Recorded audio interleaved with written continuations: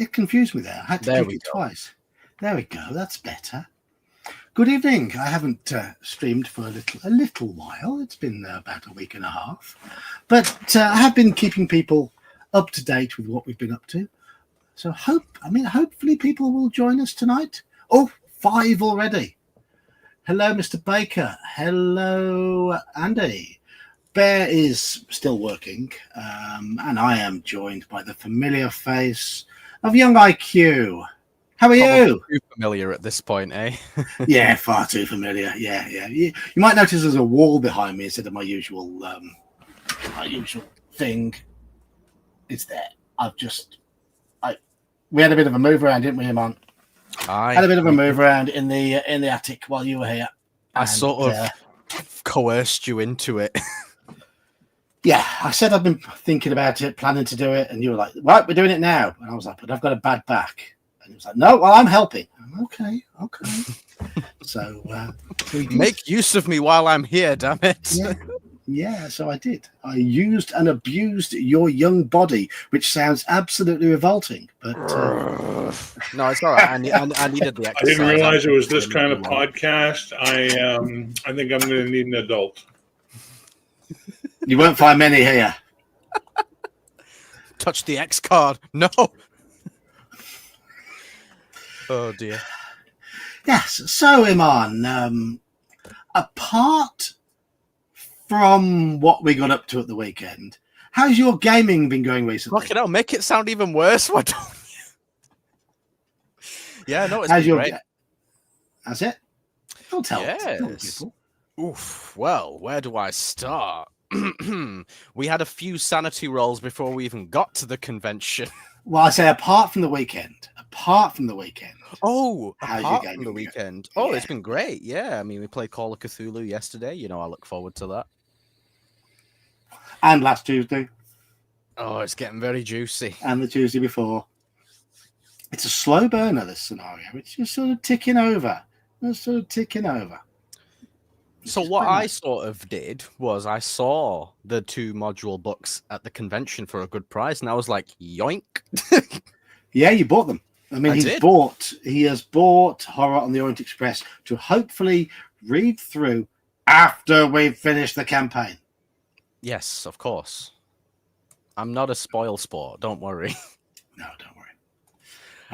But I do plan on reading it through eventually, just to see like what you did, what's actually in there, what you implemented, just sort of, you know, off your own back. What I deviated from, and and like what they say that the typical solutions are, and if the players suggest this, then do this, that kind of stuff, you know. Yeah. Oh, and all the NPCs. Well, you'll see how many of the NPCs I've actually made up, and I have. Yes, we know you're a deviant, correct? But I am a deviant. But I've made up quite a few NPCs. I've adjusted a few. I've thrown in a few from the suggested list. But and I've gone off the rails a few times. But hey ho. Hello, Skagdad. How are you doing? So we have been doing a bit of gaming. Just a wee bit. Weekend gaming has been hiccuping a bit recently due to availability of DMs and people being away and that sort of thing.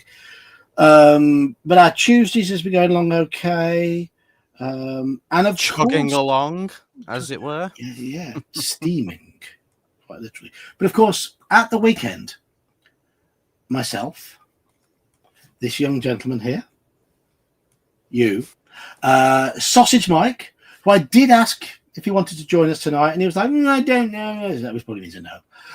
He's not much of a face on the stream, but we shall see. And Joker, the 4 of us went down to sunny Bedfordshire for hello Peter, for a convention, and Iman's microwave has kicked in, leaving me by myself temporarily. It all the initial planning went absolutely swimmingly. Iman drove down from Burnley, picked up Joker, gave me forewarning as to what time he'd be Arriving at mine, I let Mike know. We're all piled to my house. Then we took Iman's car to my shop, where it'd be locked up securely for the weekend. Met my boss, and there he goes. He's had microwave traumas already, Bear. Well, you got me for another 15 minutes before I have to mute everything and go back to my job, and then I'll come back when I'm done that. That's quite all right. And this looks like it's an Iman returning. Yay! So, what happened? We can't hear you now. You're muted. That's it. Turn your microphone on. Back to the usual routine, eh? Yeah. So, what happened within a couple of miles of us setting off? Hey, Iman? Mike got stopped by the police. He was doing 39 miles an hour in a 30 zone. And he was let off. Hello, Coco. He was let off because apparently the speed limit has only just changed on that road. So they were just warning people. Okay. Well, it seemed a bit of an overkill for a warning. 4 high-vis police officers stepping out into the road like that. Oi, stop. But he got moaned at because he looks nothing like his driving license picture. And he also uses that road to get to work every day. So he knew the speed limit down there. But why were you nervous, Iman? Why were you nervous when... Do I have to say on stream? I'm sure people can figure it out. Iman had something on him that isn't entirely legal in this country. You, hippie! You, beatnik! Fuck! You're hopped up on goofballs! Yeah, so that was cock up number 1. That delayed us for about 15 to 20 minutes. Yeah, 39 in the 30 is worth a stop over here. It'll normally get you a fine. It will normally get you a fine. 35 in a 30 is worth a stop. I've heard of people being pulled for 33 in a 30. That's ridiculous. But then we stopped at the services. And we stopped for lots of drinks, and had a little bit of we went for an old man bladder whittle, wandered around a bit. And while Iman was taking his time loading his drinks that he'd bought into the back of the car, into his suitcase and all that, what did Mike go and do? He drove off.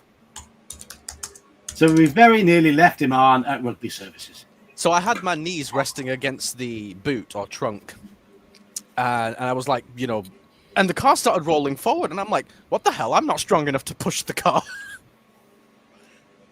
At which point, it fully leaves my knees, and I see him driving away. I'm like, where you going? Sounds like the police are lenient where you are, Jeb. And Coco, I get that reference. Saying hello. No, it's like Hacksaw Duggan and the Iron Sheik all over again. So back in the 80s, when they were supposed to be, Hacksaw was a baby face and Iron Sheik was a heel, they got busted in Detroit in the same car, high as fuck, by the police. One more nail in the wrestling is not real coffin. I don't know who they are, so that's the thing. Oh, that's okay. You don't have to know who they are. We don't care when you don't know who they are. No. I missed you, by the way, buddy. Aww. And I missed this. I missed this camaraderie and all that because we haven't played Codex Albana in like 2 fucking months. We'll play again soon, aren't we? June 14th. That ain't soon. Yes. That's like 3 weeks away. About fucking. By the way, I would like to point something out. Other than Iman, it's only you Brits that have scheduling issues. Everybody else is like, I can play any weekend. I can play every week. Everybody's really into it. You two, you and Andy. But you're worth it. So, as we say in French, savoir la peine. It's worth it.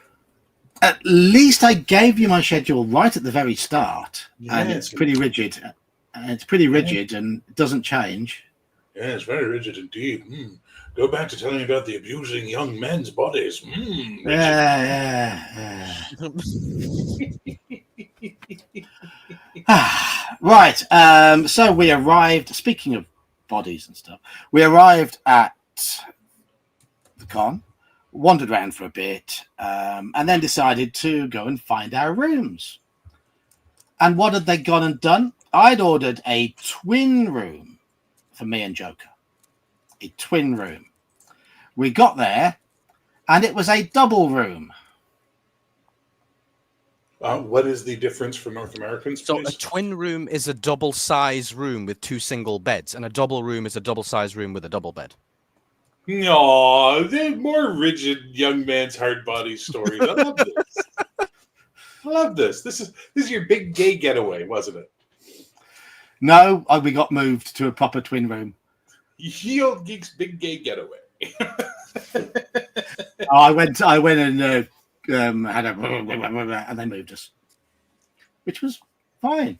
It was fine. So and then we went for a drink. We went for a drink, and Iman had a few little puffs, and we were sitting down outside after the first visit to the bar. And what did you do, Iman? Oh, frickin' hell! So I wasn't paying full attention, as you can imagine, and I placed my glass teetering on the edge of the table, thinking, "Oh yeah, that's firmly on the table." No, it wasn't.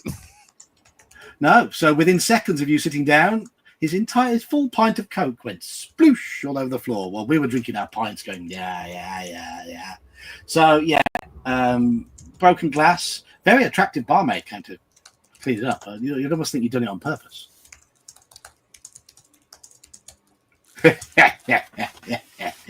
So we had our first game that evening, and it was a high. You off, are you? Oh, we had our first game that evening, and it was with a keeper by the name of CJ, who was a very lovely bloke and very good with his NPCs. Yes, a very interesting guy, very intelligent guy.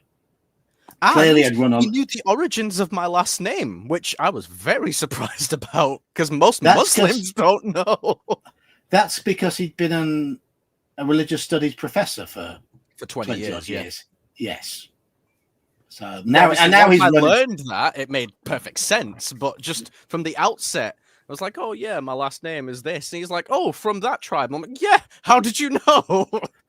And he was like, "Well, I lectured on Islam for 9 years." And it was like, "Oh, okay." But no, he's gone from religious studies professor to Cthulhu keeper. Yes, and he ran a scenario based on a rural coven of witches, and we were all university students. Is that an official adventure, or is that something that he made? It's something he's made up. Right. Okay. And it was all based around the lyrics of the Cliff Richard song "Devil Woman." And what was the other song? He played all sorts of other songs. You know which one I'm talking about, Joe. Oh, Rick Astley, Never Gonna Give You Up. There we go. Yeah, that was the true horror. We had to. There was the Cure's Love Cats in there. Yeah. There was the Cure's Love Cats in there. A bit of Sisters of Mercy in there. And he even sang a Fields of the Nephilim song at one point. Yeah, I could tell he was, referencing music that was right up your alley. Absolutely, apart from Rick Astley. So that scenario is all based around witches, and I played the part of a upper own bottom Scottish sports student who believed in Scottish independence. Big strapping Amazonian girl who was very, very proud of her car, which ended up in the canal. And Imam, what was your character? So my character was an 18-year-old archaeology student. Who was also... Let's just say he almost went digging for something else. Yes, he was also a secret pagan as well, wasn't he? A secret pagan indeed. Yes. Which, for me, that was obviously quite fun because it's like the exact opposite of how I normally am. Mike played a overconfident, very irritating wannabe leader type, and absolutely hammed him up. Absolutely hammed him to the nth degree. And it was the whole plot of the scenario was based on who was nice to the cat that was prowling around our student dormitory, wasn't it, really?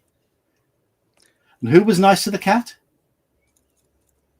Who do we know that pokes and prods without hesitation? It was you. You let the cat in, and the cat sat on your bed, and the cat had a human form at night, and you turned her down, Iman. Yeah, so I woke up in the middle of the night one night, and I was like, "Oh, what are you doing in my bed?" And she was like, "Oh, we'll talk in the morning." And I was like, "All right, whatever." Moved out of the bed, sat in the chair, and just watched. Nodded off. By the time I woke up, no woman there. There was just the cat. And then me being in character was like, "Oh, well, she must have just disappeared. Great." and the cat was there going, "Meow." Yeah. Meow. Yeah, the cat was talking to you, all right. But no, understand what I was saying. We had drowning nuns. I shoved Sarah's character back into the canal when she dared to use my sunken car to climb out. I whipped John's character with a belt by accident. Yeah. Oh, yes. It was a highly entertaining scenario. Speaking of cats, black cats as well. Does this one turn into a woman at night? No, just a giant pain in the ass. So like a woman, but no.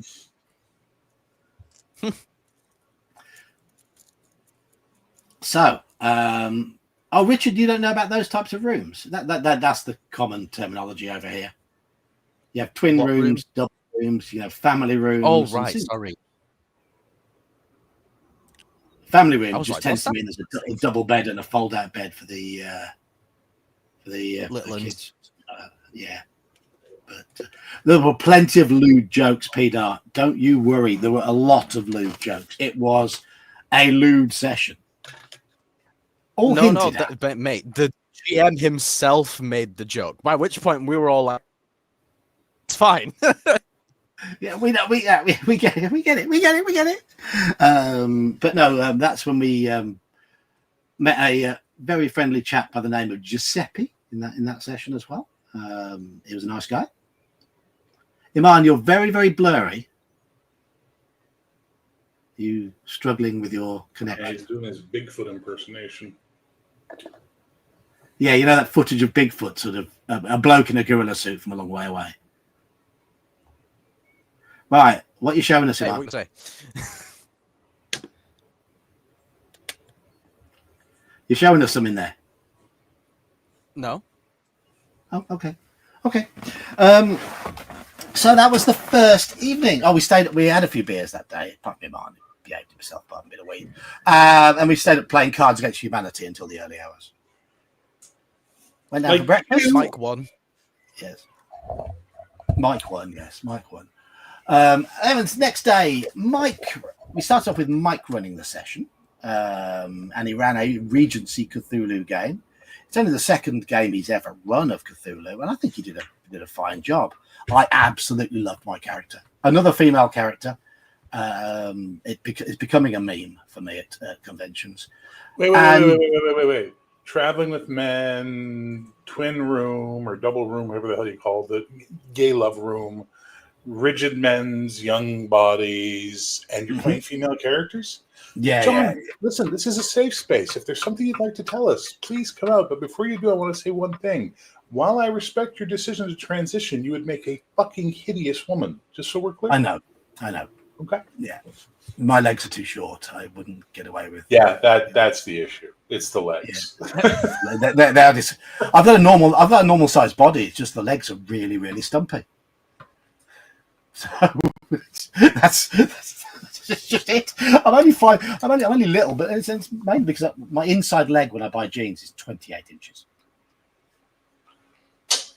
Anyway, so you're playing a second game. It was Sausage Mike's game. Sausage Mike was, you were playing a army captain, Iman. Joker was playing the Reverend, and I was the fake socialite who was actually a con artist. who had blagged away into the society.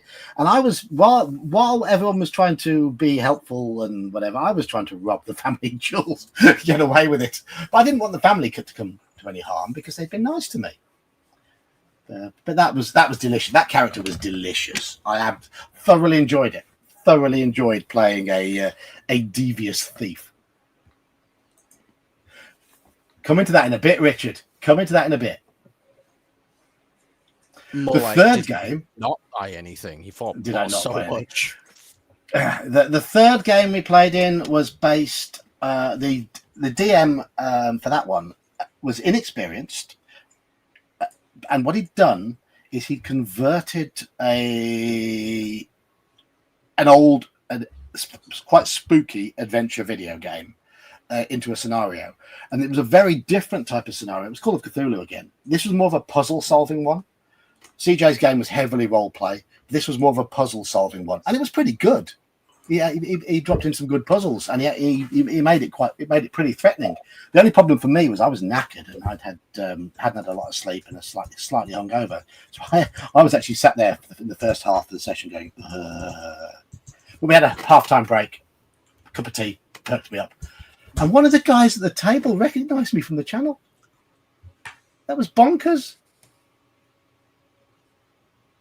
I know I was recognised at Clericon, but people knew I was going. It was one of those things. A lot of us were YouTubers from the same sort of sphere who were going to Clericon, but to be recognised at Chaosium Con was a Pardon me. So, I wondered why he was looking at me slightly oddly at points. I thought, have I done something to offend him?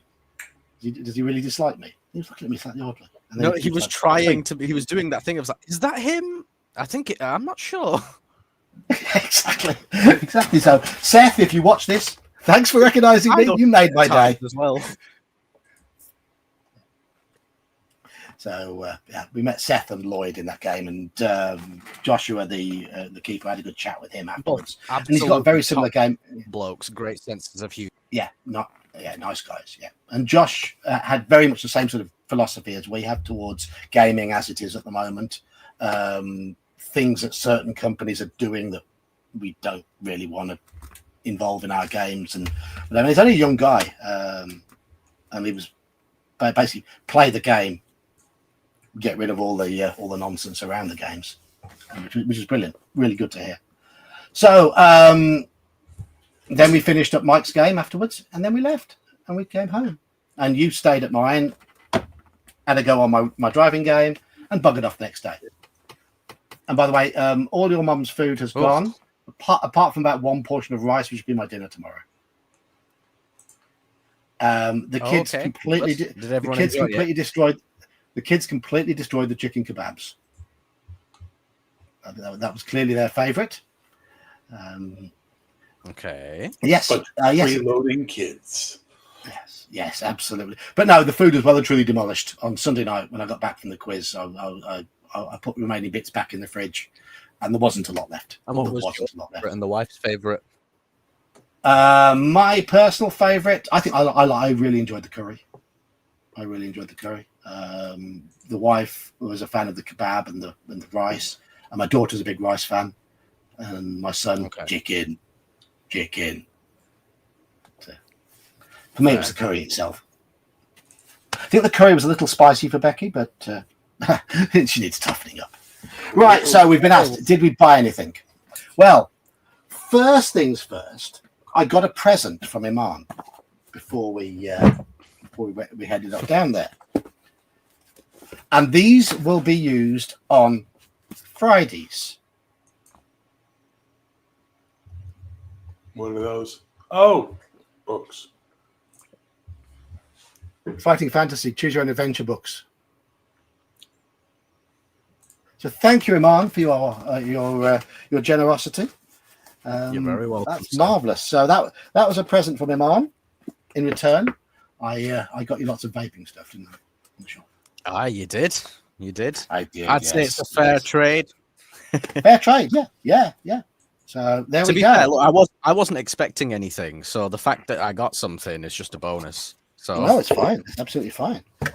Right. So what did we get from the convention? Right. Well, let me show what I got first because it'll be a lot quicker. Okay. I got these. There, they're in line. Yes, there we go. Volume 1 and Volume 2 of Horror on the Orient Express. You got them for about 2/3 of their original price as well, which was good. Yeah. Plus the Yeah, free so, PDFs when I eventually get around to redeeming it. Yeah. So that's something for you to read after we finish the campaign. Yes. After, of course, yes. Right, so what have I purchased? Let's start with one of the main things I intended to get when I was there. That is that. Cthulhu by Gaslight Keeper's Guide. I think I have that. Yeah, it's only just come out over here, but it was out in America before. Yep. I have it too. You have it too, yeah. This was a free review copy from Chaosium. You paid money for yours. I paid money for mine. Yeah, I know. Yeah. There we go. That's yes, it is. So that will be something I will be browsing through.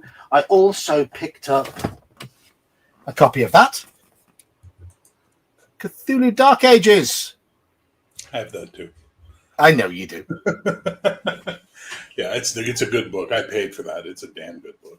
Yes. You're using some of it for Codex Albana, actually. Yeah, I'm aware. Yeah. I think it's a good era for Cthulhu. And another reason I went was this. What is this? Oh, Masks of Nyarlathotep.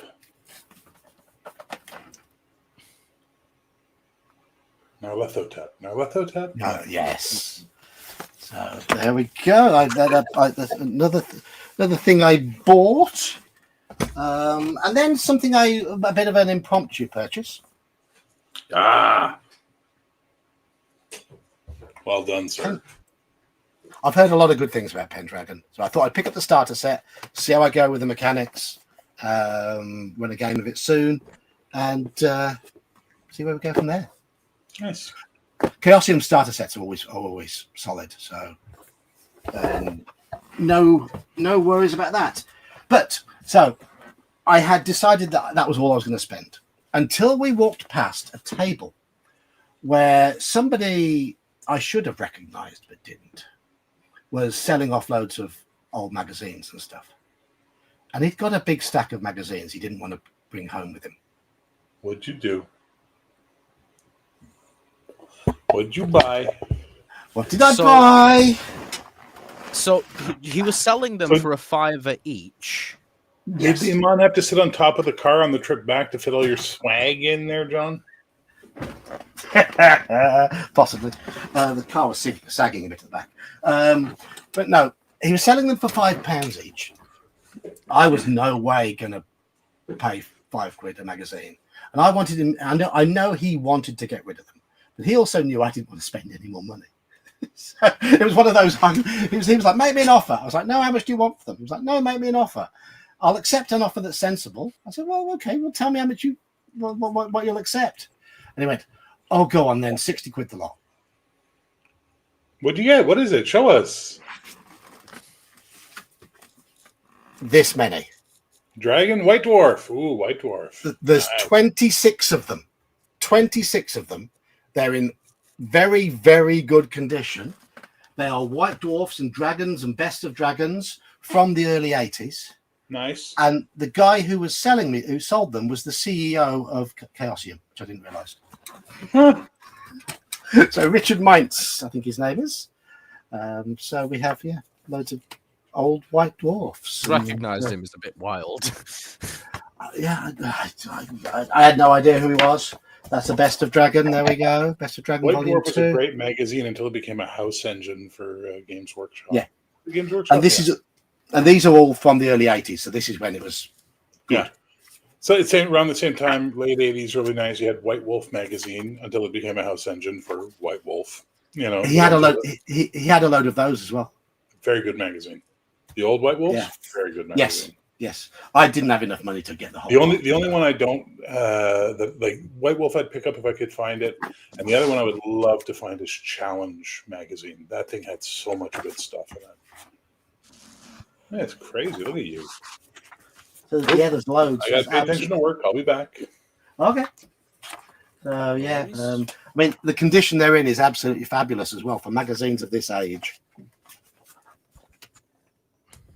It's almost as if they haven't been used. So, yeah, I picked up. Do you know what's really funny? When I came out of the session and I saw that table, I was like, John's going to come here.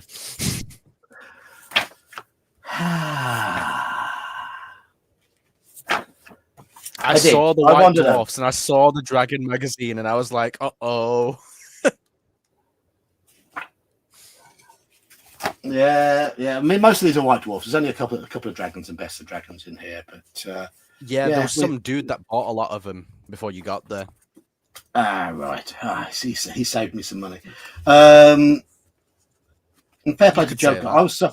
I was suffering with my back all weekend, and Joker carried all the heavy stuff for me. So well played, Joker. I couldn't have carried them very easily at all. But no, I think it's talking. But... No, less of that. Pack mule, please. So that was my haul, and then there was Mike. How much did Mike buy him on? Not as much as I was expecting, to be fair. It still felt like he bought all the stuff. Yeah.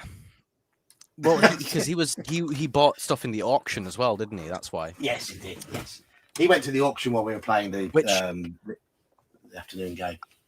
I guess I'll tell everyone, seeing as he's not going to be here to tell everyone. Yeah. There was a mint sealed copy of the 2012 Kickstarter version of Horror on the Orient Express in the auction. It went in the end for £100, which is a fucking steal for that. Yeah. And Mike was kicking himself.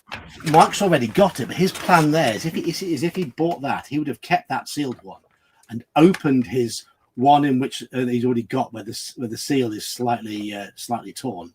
Yes. And possibly sold one of them. And made more than his money back, because that goes for £300 plus on eBay. Yep. And he was sort of beating himself up about it, saying, "Oh, I should have put in a higher bid and this, that." And I said, "Yeah, but if you put in a higher bid, maybe the other person would have. You don't know." Exactly. Yeah. And the next thing you know, it's £300 anyway. So. Yeah.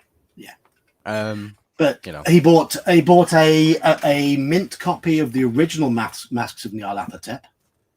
The old one, which was in lovely condition, really, really nice condition. And that 5e one that he bought? I don't know. Is that the original one? Or it might be it was a.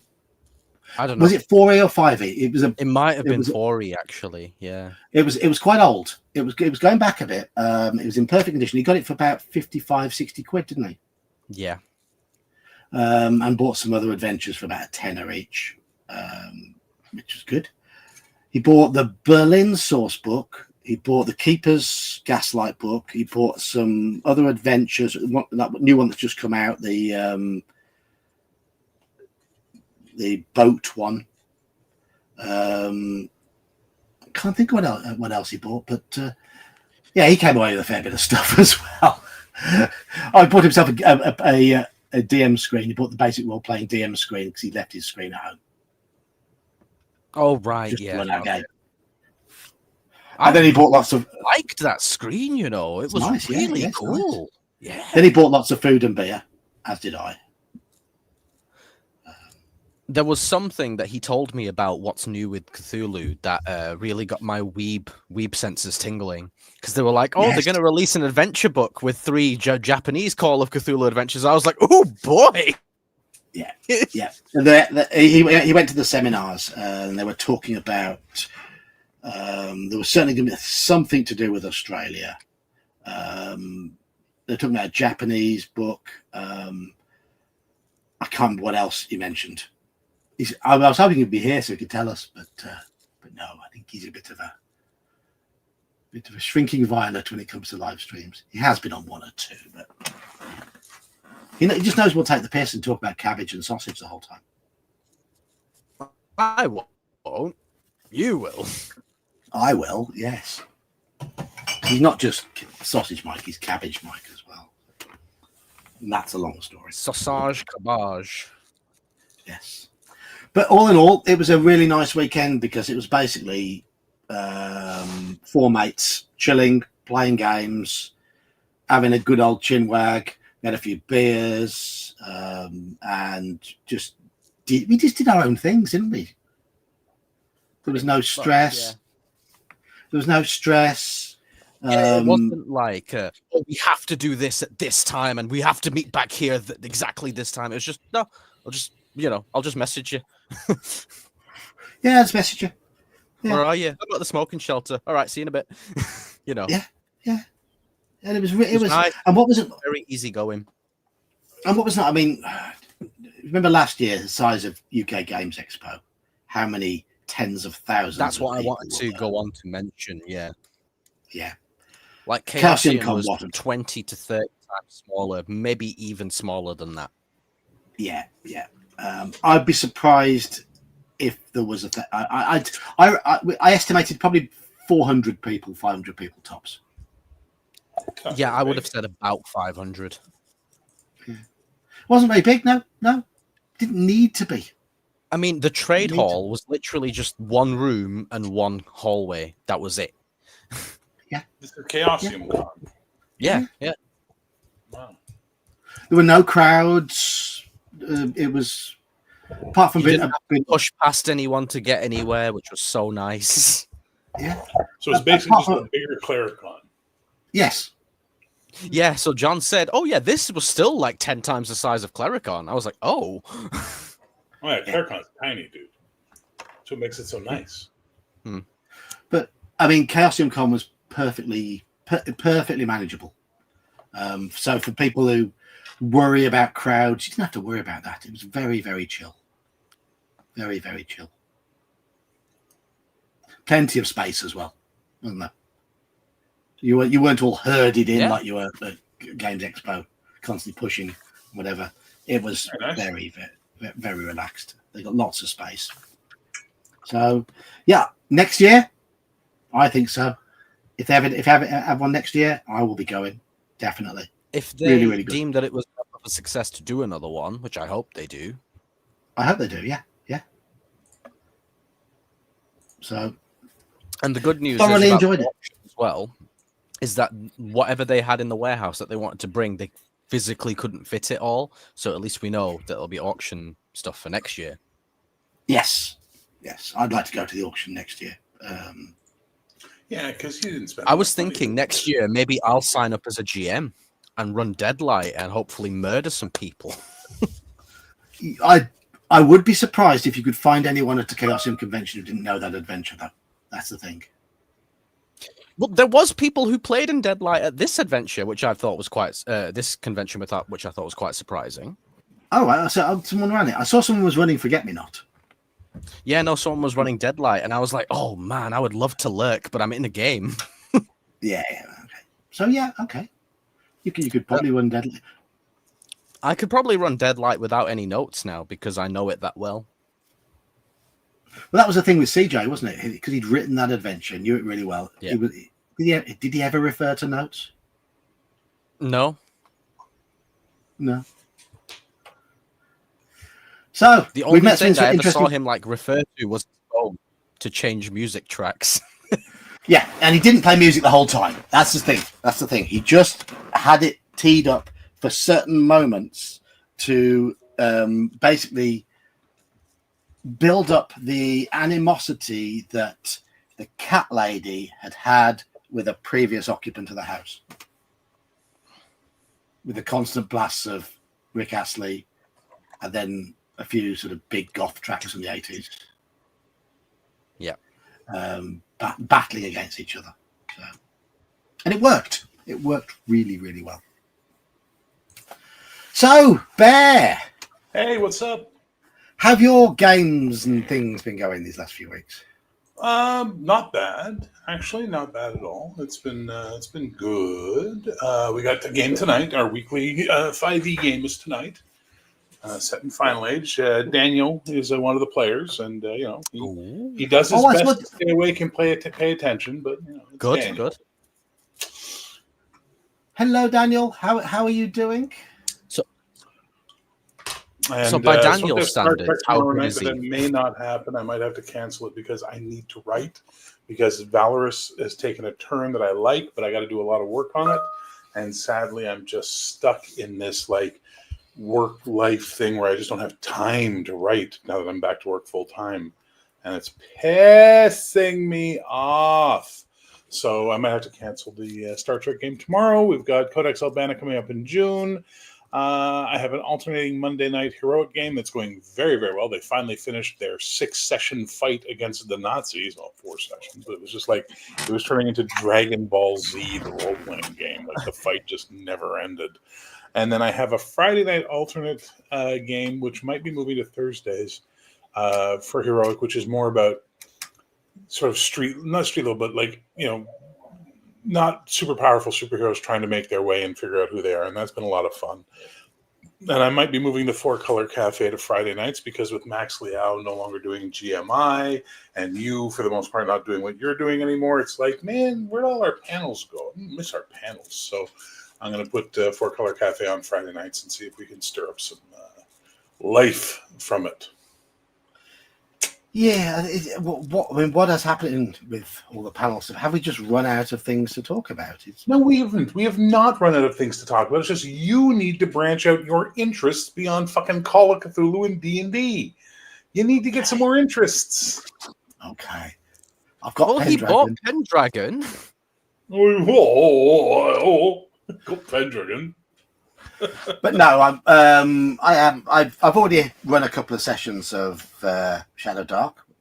How's that going for you, by the way? It was good. I enjoyed it.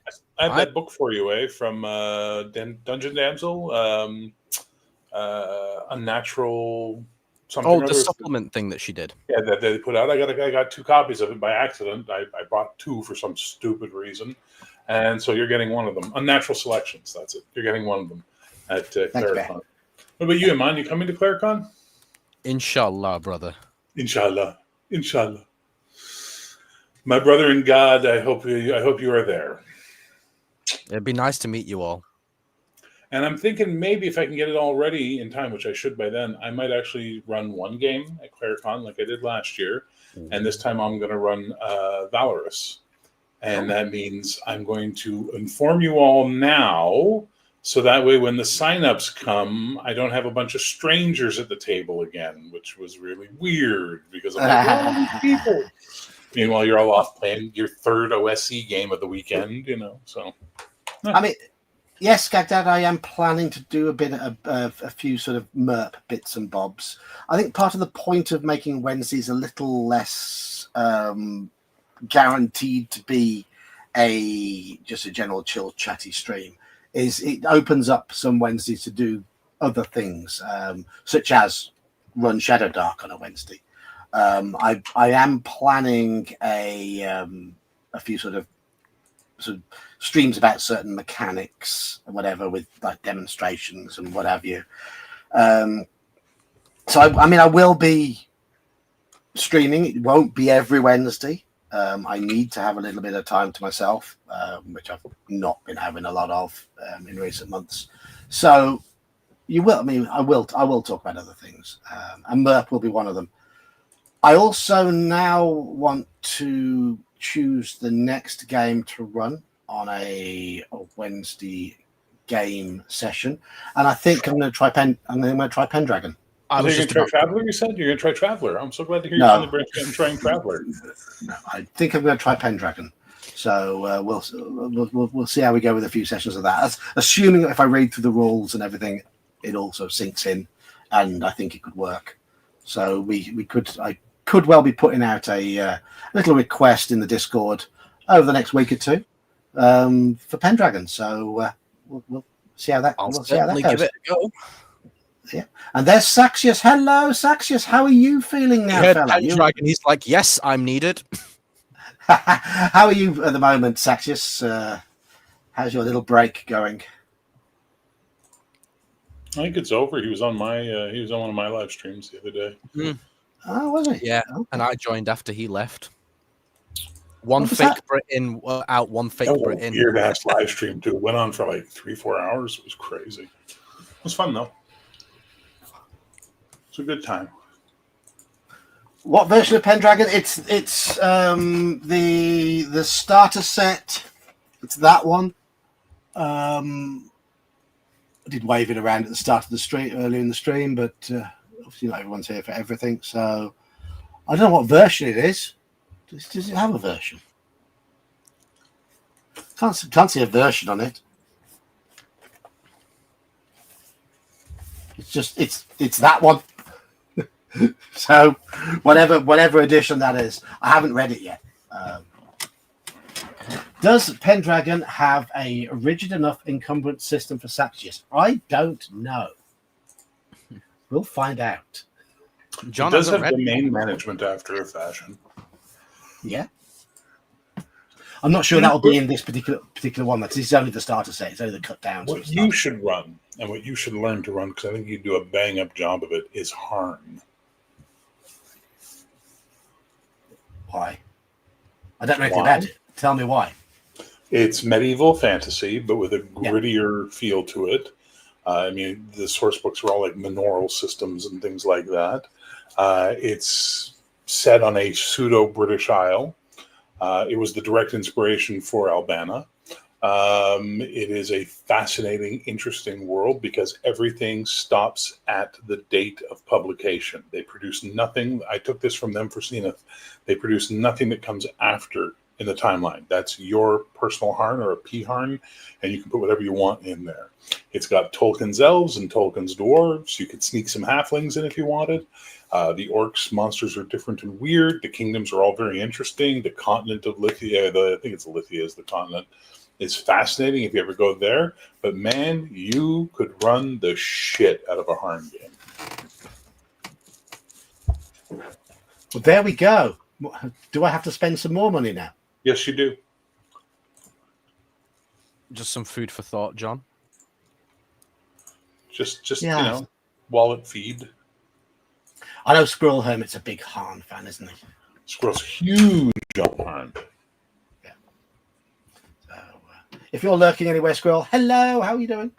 Yeah, but I'm definitely going to be coming to Clericon, by the way. So I know you're going to be there, and I can't wait to see you there. I just hope that young man beside us figures out a way to get there and stop spending stupid money that he shouldn't be spending when he should be saving up for his plane tickets.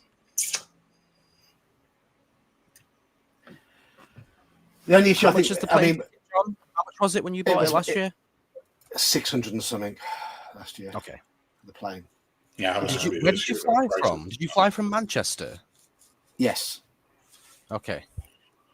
Yeah, so if I am coming, I'd be able to meet you there then. The issue we'd have is accommodation. Need to organise somewhere for you to stay. Well, at that point, if we're going to have enough people, I can talk to Mike about it as well and see if he wants to do it in Slan, and we can look into getting the Airbnb idea of finding a shared house thing, 3 or 4 bedrooms, and all of us splitting the costs for the weekend. It should work out to being like just a few $100 each, as opposed to a lot, because the hotels in that town are insanely expensive. But we need to be committed and confirmed. Yes. Oh, shit. What are you shitting at there, Iman? I need to renew my driving license and my passport. Well, why don't you get the passport? They're still in date. But... Get the passport sorted, and then, I am watching plane prices at the moment. They do fluctuate in terms of availability. The nice part is it's in the middle of autumn. Not really a peak tourist season for Canada. No. It's kind of off-peak rates. Yeah. I'm glad I pulled the plug on the plane ticket when I did, because I got the second cheapest price that I had seen. If I'd booked a week or two earlier, I'd have got it about 20, 30 quid cheaper. But after I bought it, everything I found after that was much more expensive. So, but I pulled the plug on that about 3 months before last time. So, speak of the devil, and Mike Percival walks in. Hey, Mike, we're just talking about you. Hello, Mike. Hello, as Sean would say. The only thing I liked about the hotel versus a bed and breakfast was at least there was breakfast every morning, so that was one less expense. You know what I mean? It was one less meal to have to pay for. It wasn't a great breakfast, like, to be honest. It was a shit breakfast, but it was at least something to eat before the day got on. But lunch and supper got expensive as fuck. You know what I mean? I mean, if you've got somewhere to stay, though, you've got somewhere to put a few groceries, haven't you? Yeah, again, groceries are no longer cheaper than buying takeout in Canada. Groceries are I noticed that. Expensive. I noticed that. You noticed that last year. You can't even imagine how bad it's gotten this year, buddy. Because now we're all complaining about it this year. Oh. It was already 2 to 3 times the price of British groceries when I was there last year. Okay, fuck you. No one likes a braggart. Hello, Squirrel. Have we summoned you? Did we mention his name 3 times? Bear was just saying that I should learn to play Han. So, there we go, Han. Squirrel has been summoned. He heard Han. Han. So does everyone have like a game that summons them when you say it? So like for me, it's Call of Cthulhu. For Squirrel, it's Han. For Saxius, it's Pendragon.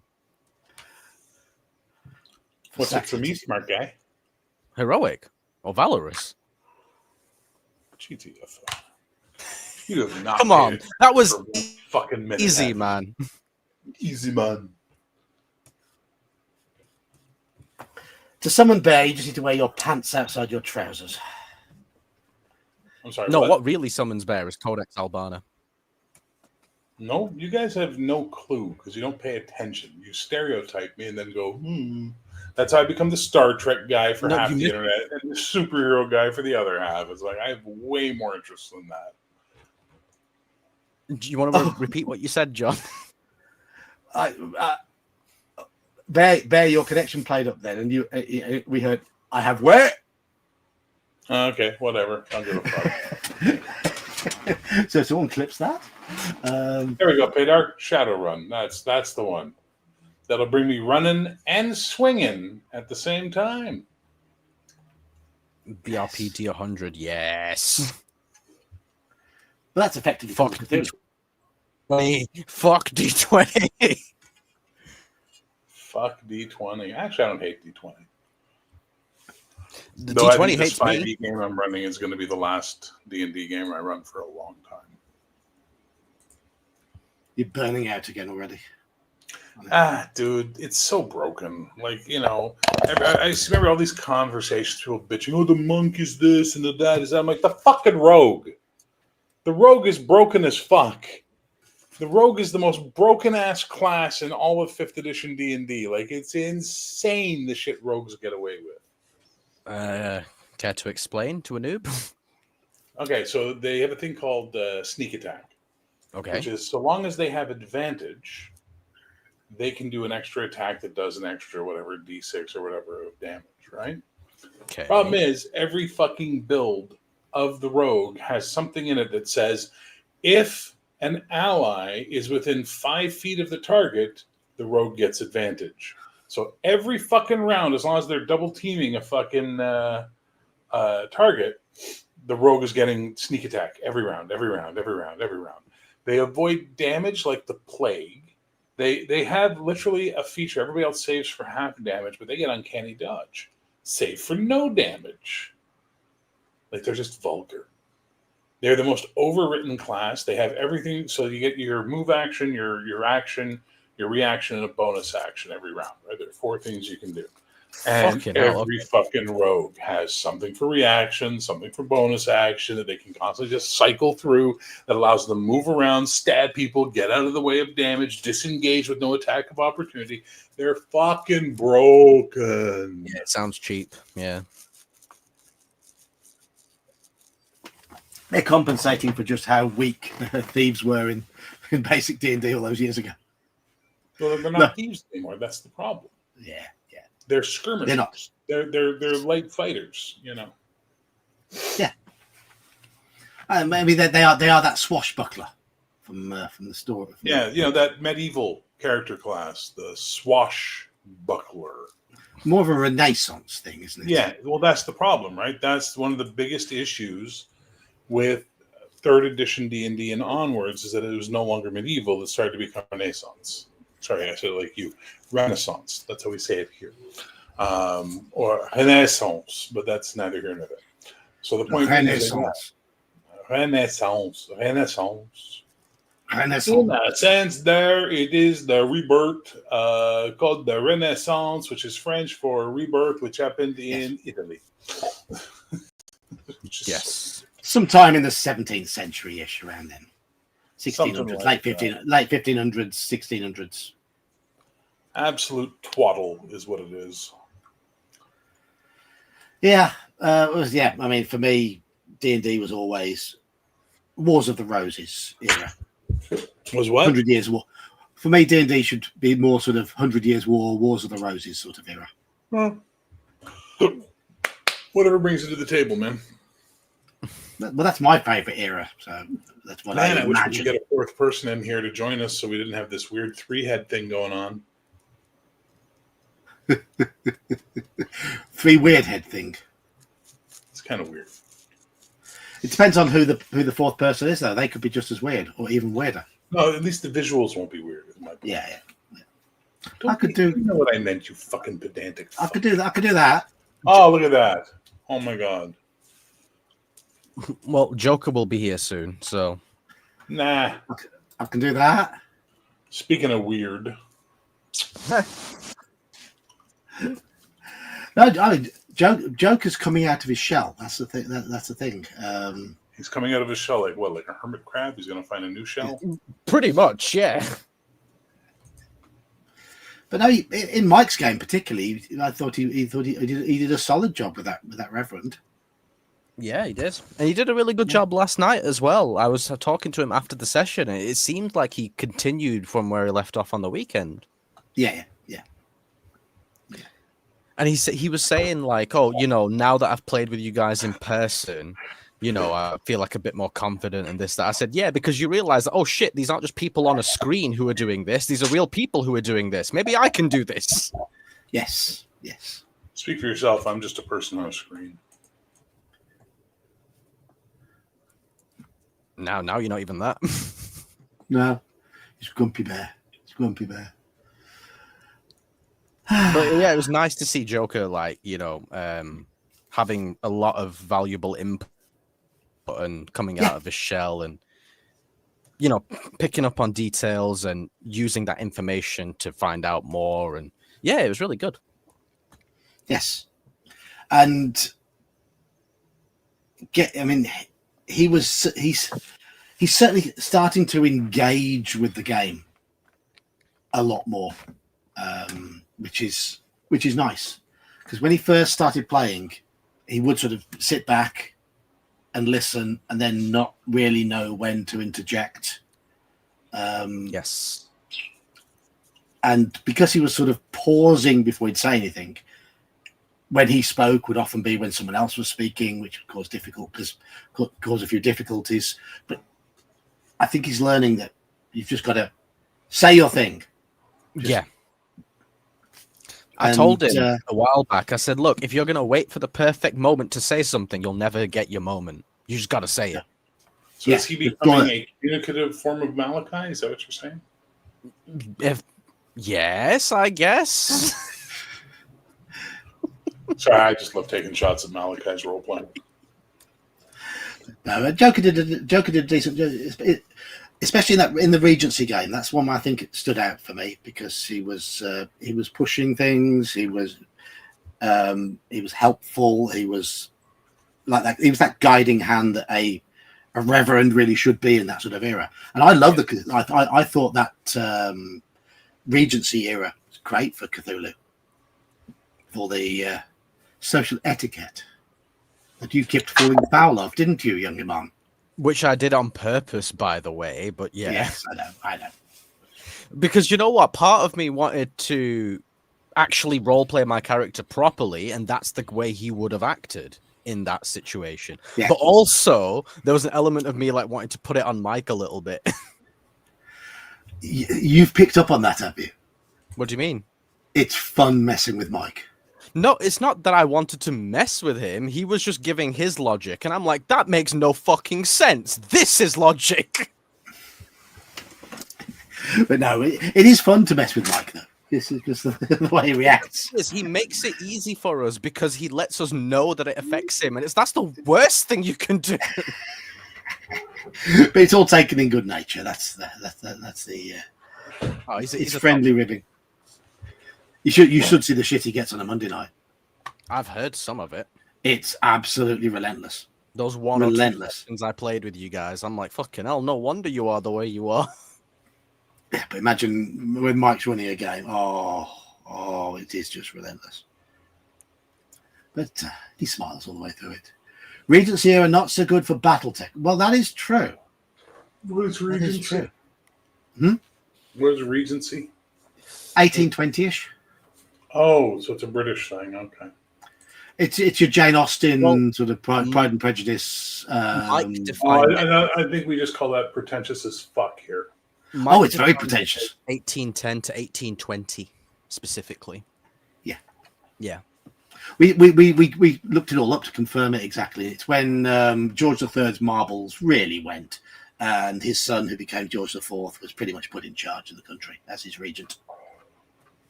George IV was a knobhead, proper knobhead.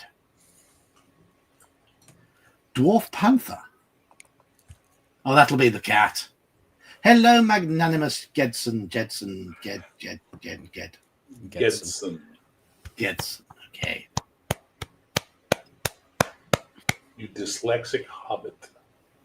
Well, you can be. It can be a gur. It can be a jer, can't it? Yeah, you added an N. There's no N in the word. You're like Jensen. It's like there's no. I said Jedson or Gedson. Sure. The only good thing about that era, Blackadder III, absolutely. Blackadder III is magnificent. Blackadder III is the second best era of Blackadder. After which, Blackadder goes fourth. I thought you'd say that. You didn't think the Elizabethan one was? The others were great, but Blackadder goes fourth is the best version, the best era. It was clever. Look, I'm as British as Queen Victoria. So your father's German, you're half German, and you're married a German. Like, come on, man. That shit's brilliant. And that last scene, that makes men cry, man. Come on. Of course it does, yes. It's magnificent.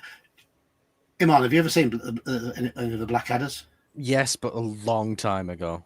When I was a kid, and probably a lot of the humor went over my head. I swear, Baldric, if the prince insults me again, our contract will be as cracked as this cup. But Mr. B, that cup's not cracked. You do walk into these things, don't you, Baldric? Come on, man. That's yes. I think I laughed the most when they were trying to get some money, and Baldric was prostituting himself with the sign saying "Get it here." On the sign, I just said "Get it here," and he was there just going.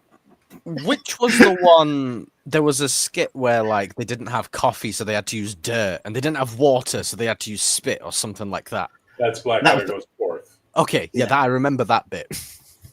And sugar was dandruff. Yep. And Blackadder's Baldric's poem, "The German Guns." And of course, Lord Flashard. Yes. I'll expect a car here in 20 minutes. I'll come around there and give your wife something to hang her towels on. Woof! Come on. Probably like Rick Mayall's second best character he ever played. After Bottom, you mean? No, actually, I prefer Young Ones. I love Bottom, but I prefer Young Ones. I've tried rewatching some of the Young Ones, and it hasn't aged well. It was very much of its time. Fine, but I don't live in England, so... Yeah. It was very much of its time, but it was great then. It's just not. I don't think it's too funny now because it played into what things were like in the 80s. Oh, absolutely. In Thatcher's England. Yes.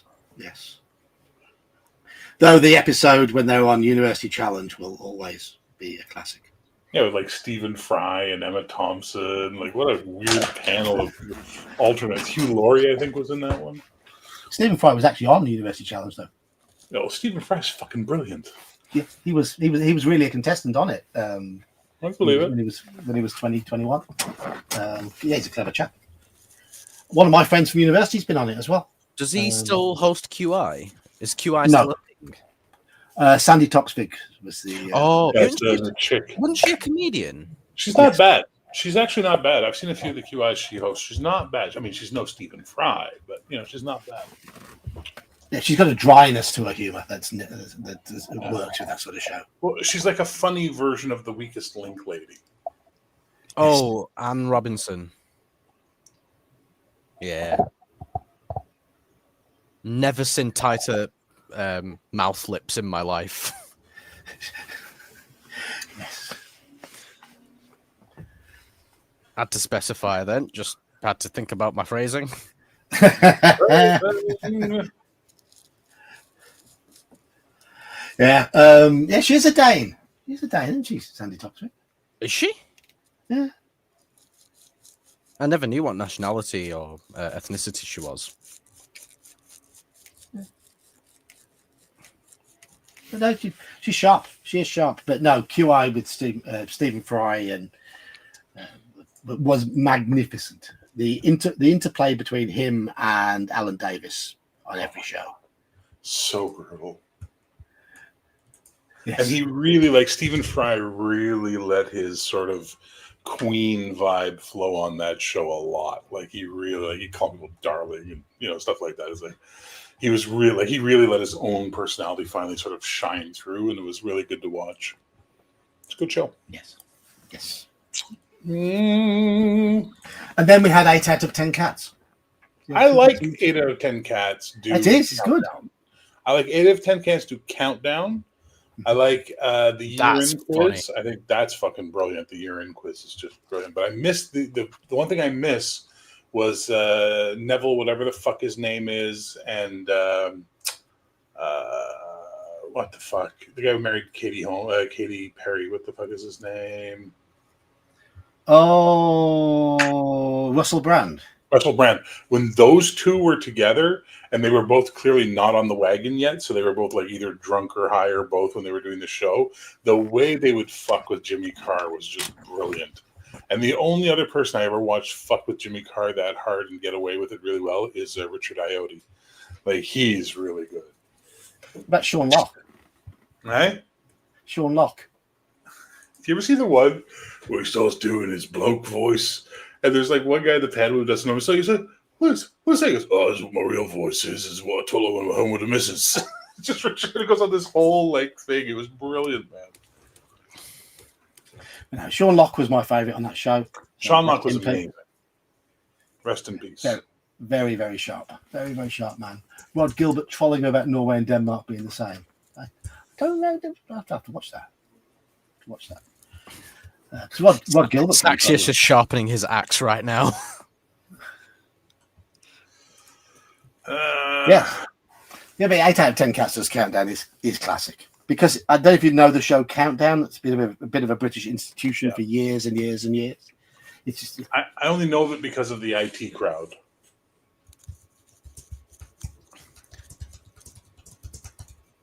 Yeah, well, I know it because I was a student when it was at its peak. Therefore, I saw it every single day. Hello, Doc Flamingo. There's been 1 or 2 occasions where I've got the maths question right, but it's very few and far between. She's not hard on the eyes, eh? No, she's not. It's Rachel Riley, right? Yeah. Yes. Yeah. Oof. A challenging wank. Possibly the greatest off-the-cuff line in the history of British television. Well, you got to give Jimmy Carr credit because that most of his comedy is based on ragging on people. Oh, he will take the piss out of anyone. He takes it as well as he gives it. That's what I like about him. Absolutely. There was one, I can't remember what show it was, but Stephen Fry was telling the story, and Jimmy Carr was like, "You think you're putting on a voice, but that is your real voice, you know." I like when they pick on him for the teeth, when they pick on him for the plastic surgery, or they pick on him for his inland revenue problems. Yes. Yes, when he got in trouble for not paying his taxes or tax avoidance. Yeah. Yes. But, yeah. I'm going to see my guests out. I'll be right back. Okay. So, chat, how are you all doing on this fine Wednesday evening? Anything you would like to ask of us old bearded fellas while the man does his thing? For keeping you awake, Bear? Fuck you. You couldn't keep me awake with fireworks. It's hot here, man. Okay, so there's this thing that happens in countries that aren't England, where when it starts becoming summertime, the temperature gets very high and the humidity goes up, and you're just tired all the time because it's really muggy. I know.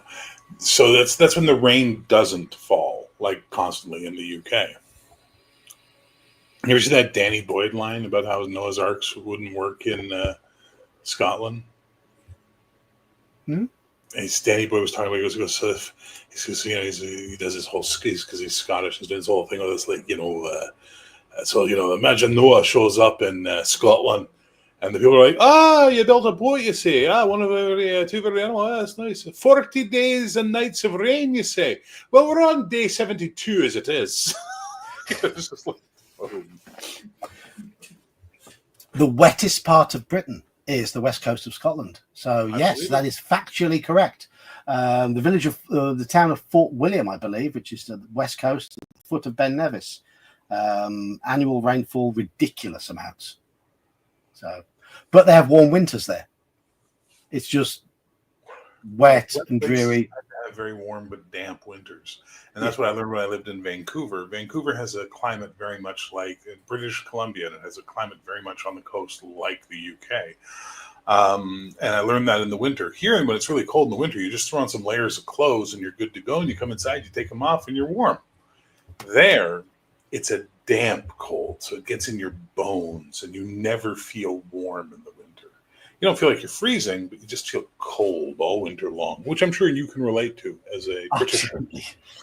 Absolutely. When it's constantly sort of 1, 2, 3 degrees and drizzly and foggy and yeah. Speaking of drizzly and foggy, and he's wearing that green shirt. That's the Riddler shirt. Wait a minute, Joker. I'm confused. If you're Joker, why are you wearing the Riddler shirt? Hello! I'm never going to give you up, you know that. All right, well, I've been Rickrolled, so that's my cue to go make supper. Not because you're here, Joker, but I do have to go make supper. So, gentlemen, thanks for having me on. It was a good time, and we'll see you again next time. Okay. Cheers, Bear. Cheers, Bear. Take care, Bear. Take care. Take care. Be bad. Don't be sad. Bye. I don't have. Bye. No, Joker. Yeah, you were on the bus. Did you hear we mentioned you? Yeah, no. I mean, you were halfway in. You were already halfway in by the time I clicked onto it.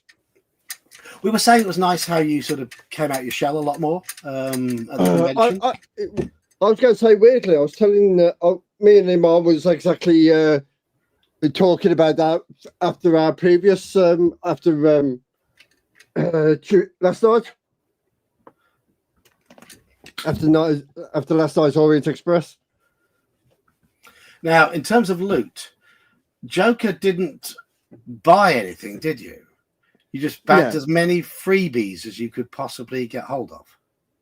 Well, you know, it's that Comic-Con instinct in me. It never dies. You know, if it's Badges, unattended, dice. If it's unattended, it's free to get. You know, badges, dice, all sorts of things.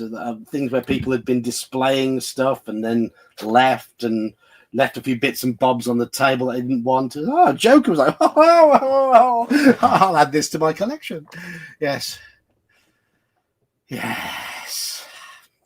What can we do with you, eh? What can we do with you?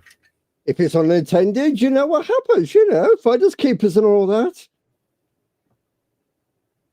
No, 90's mind frame never leaves. You know, once you've got it from school, you know, finders keepers and all that. It's when it belongs to somebody the size of Bear who comes back in a bad temper looking for it. Oh, then I'll be like, yeah. I was just looking after it. But no, the only things you had, there was somebody who was displaying something, and they'd clearly upped and left the con basically. And it was but nice basically by I was going to say, by the looks of them in purple bags, they were basically freebies for anybody that was. They've been giving them away, haven't they? Yeah, giving them away. And, I you were here, Joker. I could hear you all the way from downstairs.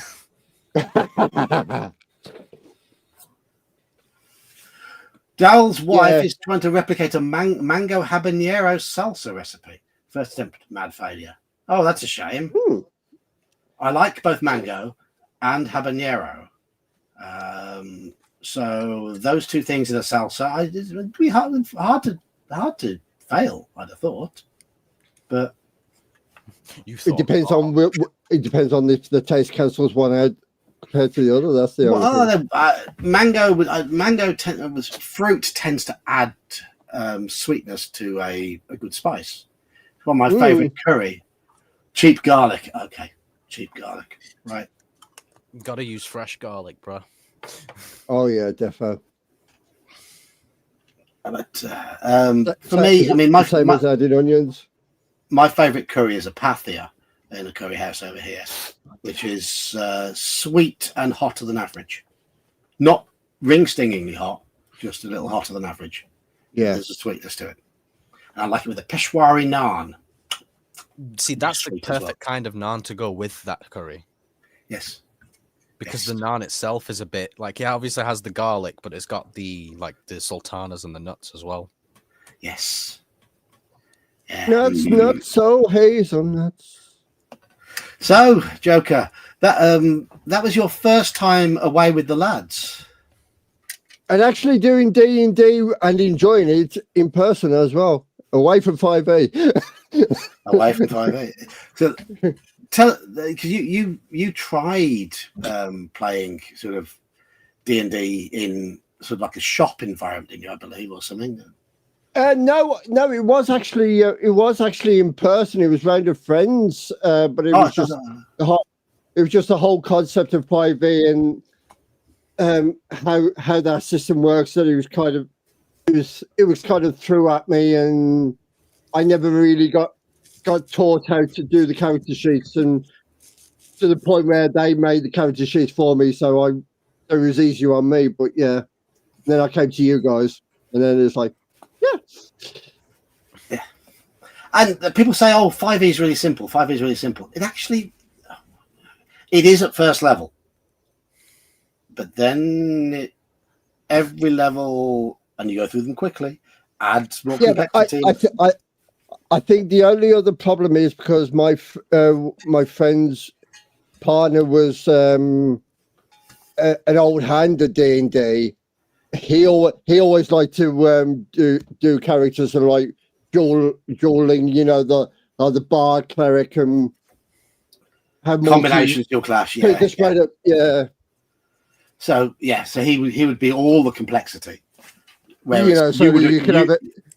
You would have benefited from here's a fighter. Yeah, start off first, and then get used to that. Then you could have two sides to yourself. Once you know one side, yeah.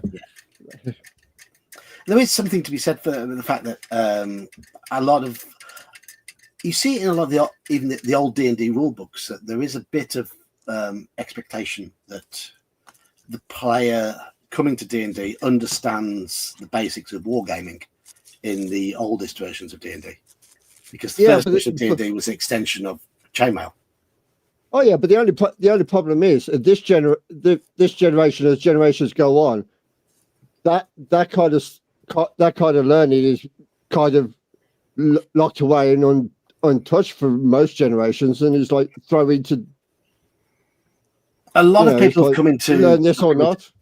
A lot of people come into D&D these days from MMOs, so they're expecting those sort of mechanics. Whereas certainly I can tell you prefer a simpler game, which has got a more story. And D&D doesn't really support that. No.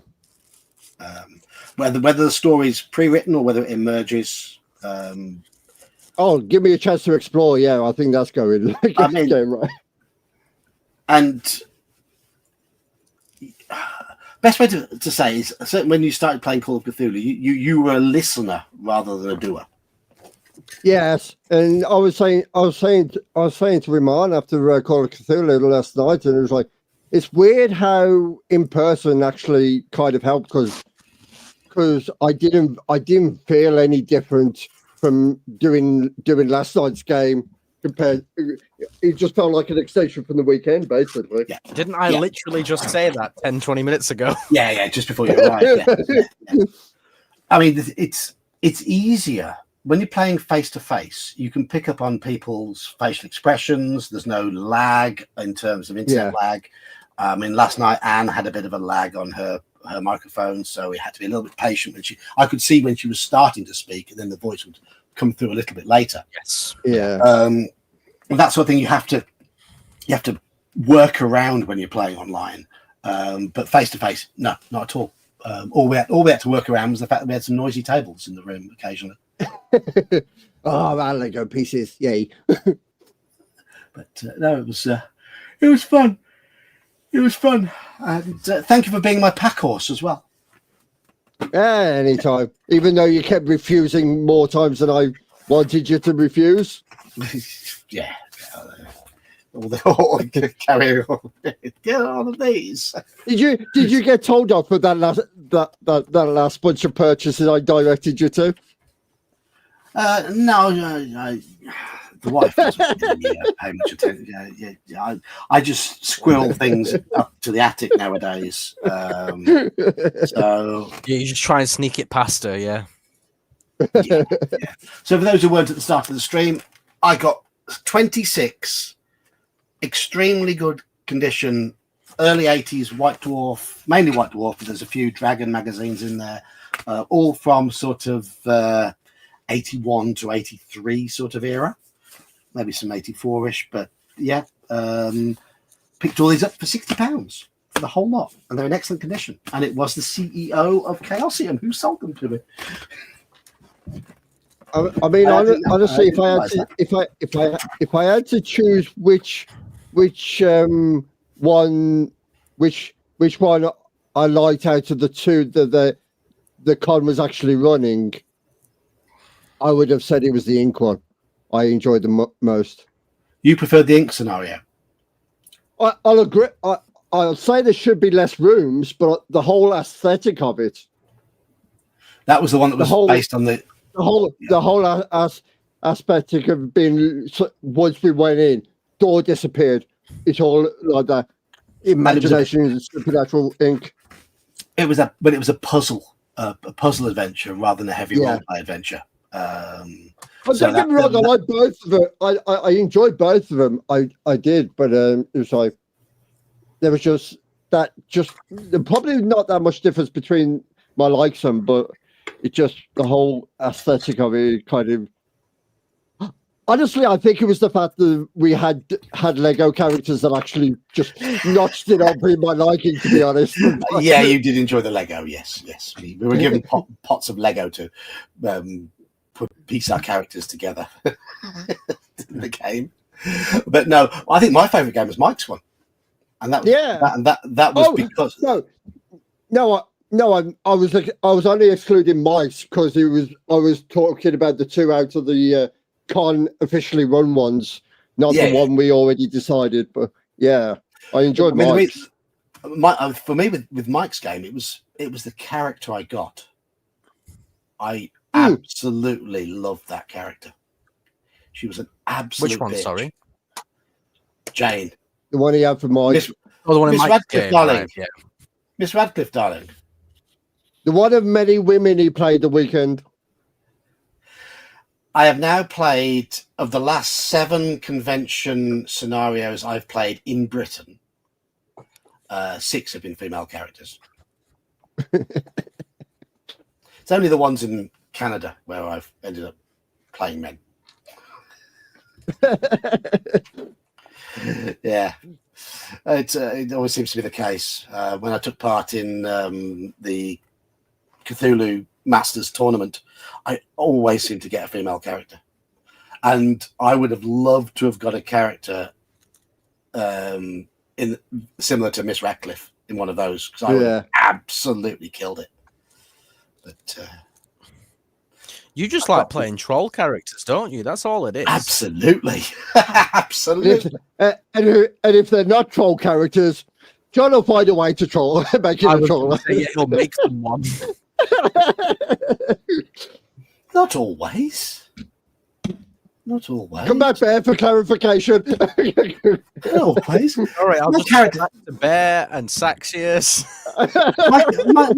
My character in the Ink game wasn't a troll. No, he wasn't. No. She. No, I think all five of us were just absolutely loving that for shits and giggles, I think. Yeah, I'm not sure how much the GM appreciated me going Ink Fist all the time. I mean, that name derived from the name of a Tool song. Stinkfist. Yeah. Mm-hmm. Yeah. But yes, he became Inkfist. It sort of worked in, the way my character was going. He'd already lost 3 out of 4 limbs to the ink. He was like, well, if I'm going to lose another one, I guess it's not that much of a problem. I was going to say, you lost that many. At one point, I actually thought it was only your head that wasn't inked. Well, so we had the elevator going up and down with the elevator music.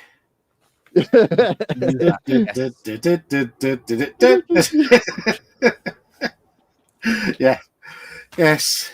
We're in the basement, dealing with this unholy creature that's going or whatever, and you're just there like do. I'm on the elevator. Come down now. I'm going back up. Well, I thought it would be a sensible thing to do. I didn't realize quite what was going to be down there. So after the bomb plan, which was my idea, if you remember, after the bomb plan failed, I thought it might be sensible for someone to stay up top with a light source. So you got something to basically make sure you've got somewhere to run away if necessary. I thought it'd be quite a small room down there. So I thought somebody staying behind with a light source would be sensible. And it turned out to be massive down there. Yeah. I thought, oh shit, I better come and join you. I thought I was doing the sensible thing. Rear guard. Yeah, I mean, we Friday evenings game with CJ. I mean, when he ended up calling the whole, when we had the idea of phoning Samaritans, and we ended up having me again. Half the army fleet and Samaritans, and yeah, we had. The only thing we were missing was the evangelist and the whatever else. We had a nun on a bike. Yeah. Basically for chat, there was a house which was tainted by witchcraft, and my character went into the nearest corner shop to buy cigarettes because so much shit was happening. She decided to start smoking, and while there were loads and loads of cards for feeling down, phone Samaritans, all that sort of stuff. and I thought, okay, I'm going to phone Samaritans. Oh, they don't do house calls. Okay.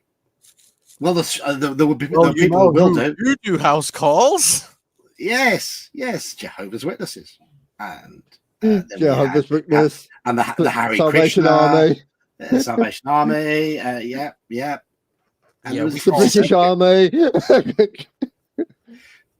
This big parade of religious groups turned up in the streets. And we unite. We brought peace to the world. The tumultuous world of conflicting religions. So my character, and then we burnt the house down. My character, who was quietly pagan, couldn't believe the absurdity of what was happening. Ran outside with a crazed look in his eyes, like, "Where are the Muslims? I need their help." And you got a nun on a bike. Yes, falling into the canal. Yeah. And I got trapped in a shopping trolley. Underwater. Oh, yeah. Did you die? No, I got out. How? None of us died. Because it was me and John that went into the house right at the end to burn it down. Oh, that's right. Yeah, you did. I'd planned as well. I thought I do want to make sure my character has a flame source. So when I bought the packet of cigarettes and a lighter, I thought I'm going to use this. And I was waiting for a moment, and when it's an old lady's house, she's going to have net curtains, so I'm going to set fire to the net curtains. And you know what? CJ even said that. Oh, that's an interesting idea. He's not had anyone do that before. But that's normally the default in Call of Cthulhu: burn the house down and run away. Yes. If you can't kill Watch it burn. Burn it, run. Yeah. That was the plan. And it worked. Hurrah! But that session overran a bit because somebody pop his head in and go, supposed to have finished by now. Sorry. Well, we were to be fair, we were 10 minutes, away from finishing, and there was 10 minutes left. It's not like but he did wrap it up quicker than we. Quickly, yeah. If he left it, I think we could have dragged it out another hour unknowingly. Yeah, I mean, my scenario overran at Clericon, but that was mainly due to the fact that I've got a table of 8 players. Oh yeah, that'll take a while then. Yeah, and they. Oh, was you running one? Was that the one you were running? Yeah, I ran a game at Clericon, had 8 players, and they fractured into 4 groups. Oh dear. Oh no! Talking about splitting the party and giving a GM a headache. Mate, you've never run a game. You don't know how much of a headache that is. No, I can imagine. Not just 2 groups, but 4. Oh no! No, but I mean, just thinking of the logistics of it, you can you can even think of how much trouble it's going to be. I think I know. I don't know. And I'd given characters different accents and all sorts, and I was having to bounce between all the accents and bounce between all the groups. It was carnage, but no, it was good fun. It was good fun. And if I run a game at Clericon this year, the Dungeon Minister has promised to pay attention to my requested group size. Oh, really? What is it? 4 max? 5 max. 5 max. I haven't submitted a game yet, though, so we shall see. We shall see. I hadn't been thinking about winning a game this year. I thought about. I mean, one thing that was nice about our convention, Chaosium Con, was that we didn't book something in every possible time slot. No, we didn't. Yeah. We played 3 games, one of which was just our game. We just found a table and played. 2 official games, then Mike went to the seminar. Mike played 1 official game and went to the seminars and the auction. The rest of the time, the other sort of day and 3/4 that we were there, we were just chilling, chatting. And that's one thing I didn't get enough time to do at Clericon, because I just booked myself into every single game slot possible. 5 game slots. You probably felt like, well, I'm going all the way over here. I want to make it worth my while. But there is that when you're going all the way to America. There is that. Yeah, Canada. Don't say it was America to Canadians. Yeah, don't. But no, it would have been nice to have had a free slot just to chill. Maybe I ran a game on the Saturday night, and to be honest, myself, General Nut, and Slant, and General Nut's family, his daughter and her other half, we were in the pub. I had a nice meal in the pub, had a pint or 2. I could have quite happily spent 2 or 3 hours in that pub having a beer with them, chatting away. It would have been really nice, but I had to rush back to win my game, which was. I enjoyed running the game, but it would have been nice to be able to sit down and have a chat with the guys. This is not America, Canada, sir. Absolutely, part of the Commonwealth. They are indeed.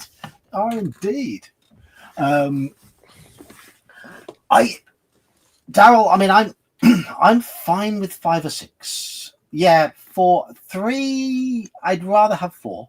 How many people play in MERP? Most I've had 7 is the biggest number, isn't it? Highest I've had is 8. 8. One session. Wow. Okay. Most weeks it's 5 or 6, which is fine, absolutely fine.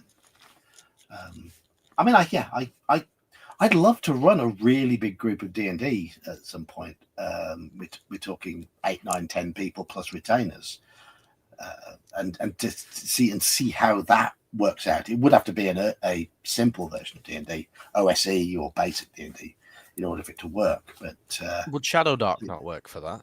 Oh, Shadow Dark would. Absolutely, yeah. Shadow Dark would. Simple enough.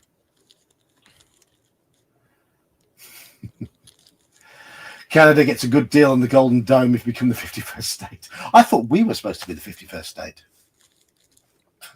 Oh, so... I thought they already have 51 states by now. No, they got 50. Didn't they add one about a few years ago? No, the most recent 2 they added were Hawaii and Alaska. And that made 50. I can never remember which order they added them in, whether Hawaii was first or Alaska was first. So I don't quite know. I feel like Alaska was first, but I have no fucking clue. Yeah, it's got to have been. It's got to have been. They bought it from the Russians, didn't they? Well, they bought it from somewhere. I know. I do. $7.9 million is what America paid for Alaska. I do know that.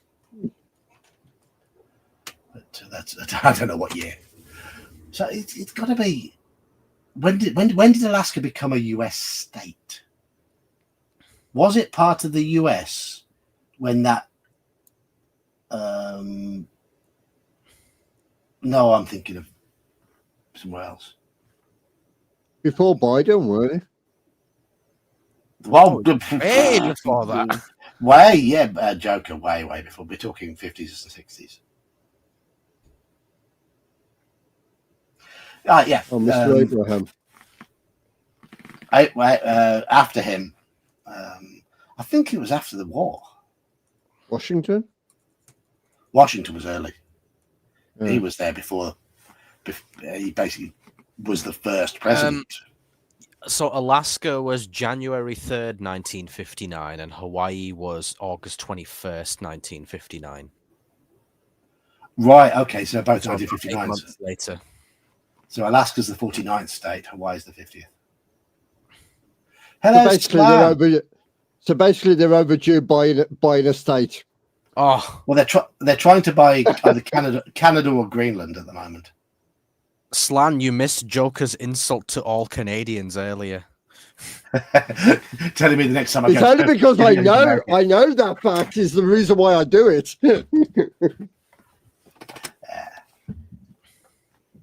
Yeah. The also weird thing is Kevin Bloody Wilson says you can't say cunt in Canada, but that's another conversation. But you've just said it on stream. Hey. I don't know. Yeah. Puerto Rico is one of those, isn't it, Jeb? Puerto Rico is an American. It's not a state, but it's governed by the US. It's also a tax haven, I believe. Puerto Rico, probably. Yes. A lot of those sort of countries around there are. Like we've got Monaco over here, and Luxembourg, and Liechtenstein. Those little sort of independent states that are tax havens. Jimmy Carr stays away from. Yeah, we've already talked about Jimmy Carr earlier. We were talking about 8 out of 10 cats. We've basically talked nonsense. We talked about the term Chaosium Con for the first 40 minutes or so, and then we've just talked nonsense for the rest of it. But I think we need to, for those who've turned up late, I do need to show off the new acquisitions. You want me to show mine again quickly? Yeah. A gift from Iman.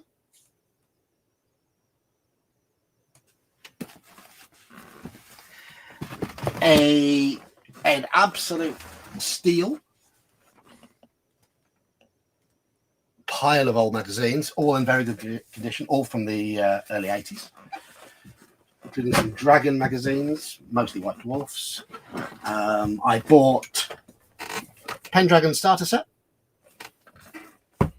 and then I got Masks of Nyarlathotep, which I will be running at some point on the Discord. And then I also got Cthulhu Dark Ages and Cthulhu by Gaslight. So there we are. It wasn't expensive. Is it just the Investor's Guide? The Investor's Guide text, yeah. And the reason why we're getting Mike's asked Dan to pick it up from the Games Expo is they usually at the Games Expo they're normally about 20% off their recommended retail price. So they probably able to get it for about 30 quid. Whereas go online to get it, you're talking 36 to 40 quid. Best save a bit of money. Yeah, I only wonder because I'm contemplating just out of boredom popping up there one day out of 3 to see what's going on. Late in the day when you don't need to have a badge to get in. You mean? Yeah. Which is what you did last year. Oh, yes. What do you mean? No, he didn't. Yes, he did. No, he didn't. That's why he was hanging around outside, yes. Yeah. The lovely contracts, you know, when one of the security guards from one of the halls tells you can't come in. Okay, I'll go down and check, slip in through the other ones that aren't watching. Yeah. But you don't really come down to meet up with us and play that game afterwards, hadn't you? So yeah, I was running late to meet up with you lot that day. Yeah. So that's my haul. Mike's haul was a similar size. Imam bought himself Horror on the Orient Express to read when we finish the campaign. We have actually. Oh God! Oh, the heavy bastards. we have actually nearly finished. Just let me show you how much of the book is left to go. Given that the last 80 or so pages of this book are stats and maps and backup handouts and things like that, that's where you are in the book. That's what's left on this side.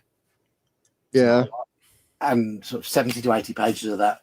You're on page 281 at the moment. No, 280. And the adventure. And you say 80 pages of that we don't need to finish the story. There's probably about 20 or 30 pages. Oh no. The last bit of scenario is on page 333. So yeah, you're 50 odd pages from the end.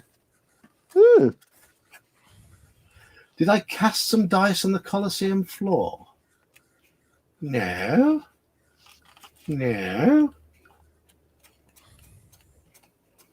Oh,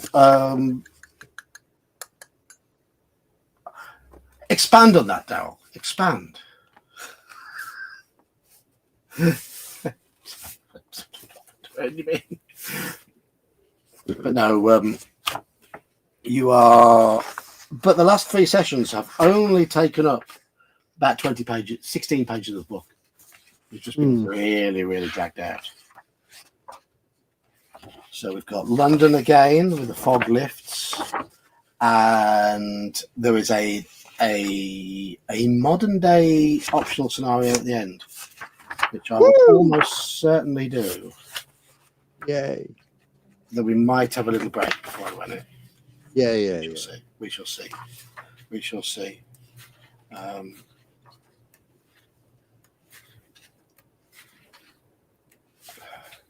The modern day scenario. Let's have a quick look. So the fog lifts, the final 1920s one is only 10 pages, and then you've got an Istanbul modern day one, the last 30 pages. Where was it? My vacation to Rome is yet to come. That is going to be in July. Me and the family are going to Rome 3rd week of July, which would be nice. But the convention was in Bedfordshire, not quite Rome. Anywhere but Rome. Milton Keynes. Ever heard of that place? Not quite Rome, is it? No. Isn't Milton Keynes the town with the most roundabouts in England? It's just built on it. it's just built loads of confusing, massive roundabouts.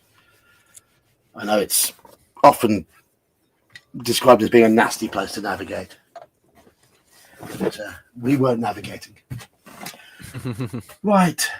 Anyway, I'm probably going to bring this stream to a close about now. I was up early this morning to take my son for his second interview for his, he's going for an apprenticeship at the moment. He's in the middle of his A-level exams. He's applied for an apprenticeship. I took him for his first interview about 3 weeks ago. Mm-hmm. And he was called back for a second interview today, which is positive. That is good. Is it not? Yeah. Yes. And when he was there, they dropped a little bit of information that he's the only one they've called back for a second interview. Oh. The two guys interviewing can't make the decision without the woman who was in charge.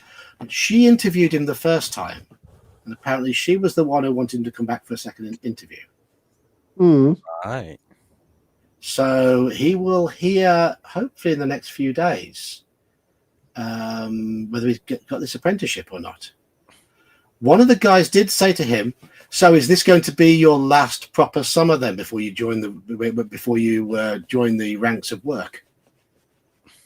It's all sounding pretty positive. It is sounding positive. So yeah, fingers crossed. Everybody, fingers crossed. If he gets his apprenticeship, then fantastic. Given that a year ago he didn't have a clue what he wanted to do. Yeah, it wasn't until he did some work experience at a garage, helping out a load of mechanics, watching what they were doing, and just generally learning and getting involved. They thought, "I'd like to do something like this."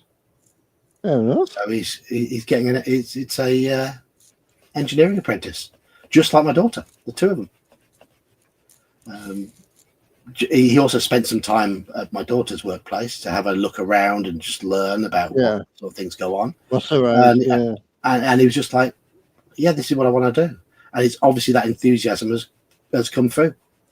And he's the sort of lad who'd be blunt and honest.